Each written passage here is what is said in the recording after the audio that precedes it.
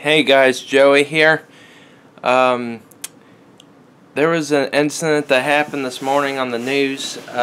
Most of you who live in the Tidewater, Virginia area probably know. For those of you who don't or don't watch the news, don't keep up with the news, Amtrak Regional number 174 left Norfolk at approximately 5 o'clock this morning, maybe 10 minutes late, and continued on its journey.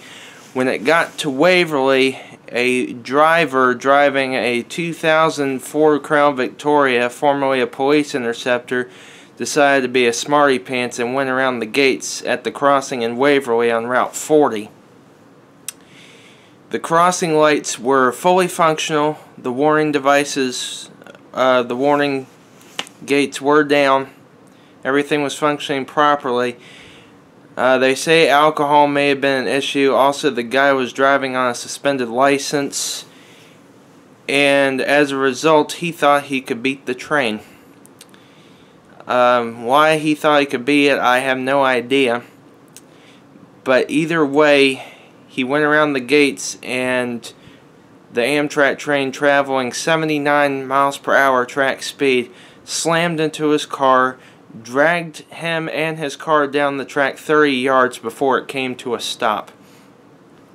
As a result of that, the train was delayed by 2 hours despite leaving Norfolk just about on time. Now, if you give me just a second, I'm going to boot up my computer right here and get on WVEC's website and show you pictures of the wreckage. And this is no copyright infringement intended. All the picture rights are to WVEC and its subsidiaries. But either way,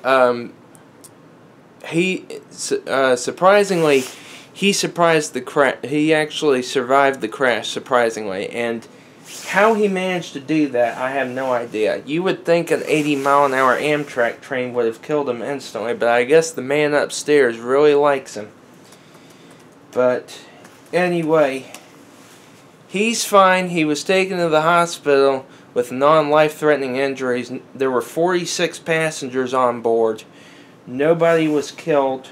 But unfortunately, can't say the same for that Crown Vic that he pretty much destroyed. This is one reason why I really think we need to have Operation Lifesaver promoted down here more often, is because of incidents like this. But anyway, here, let's see. Okay.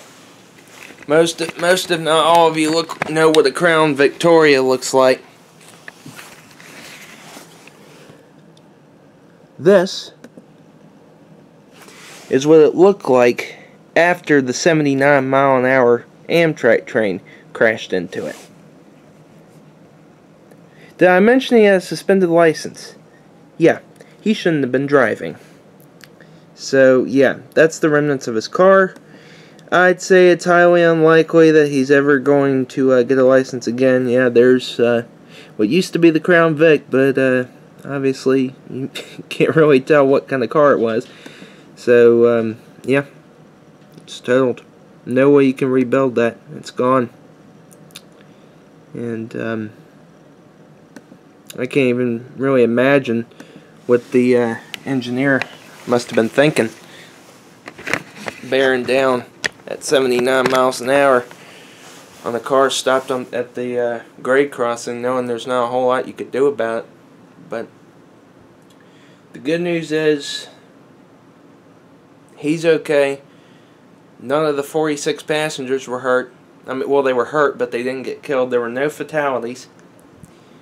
But unfortunately, the driver is going to be charged with this. And anyway, so also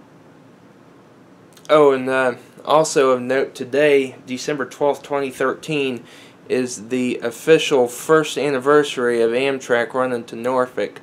If you've been following my videos, you'll notice that I caught Amtrak running officially for the first time on October 12th, 2012.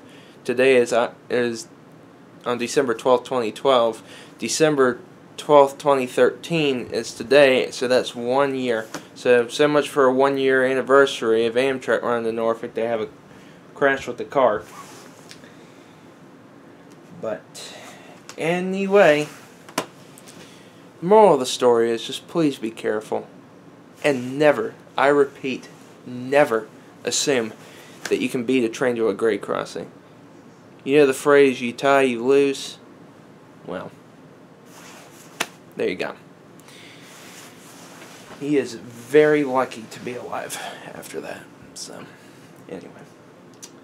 I don't normally do news stories like this, but like I said, I figured all of you in the Tidewater area will have heard this, but for those of you who don't keep up with the news or don't live in Tidewater, Virginia, anyway, that's what happens. So, like I said, just please be safe at the tracks. Never assume that you can beat a train, even a slow-moving one, to the grade crossing. It's worth the wait. Because if you don't, that could be the slim difference between life and death. So, as I said, please be careful at all highway grade crossings. This is Joey. Out.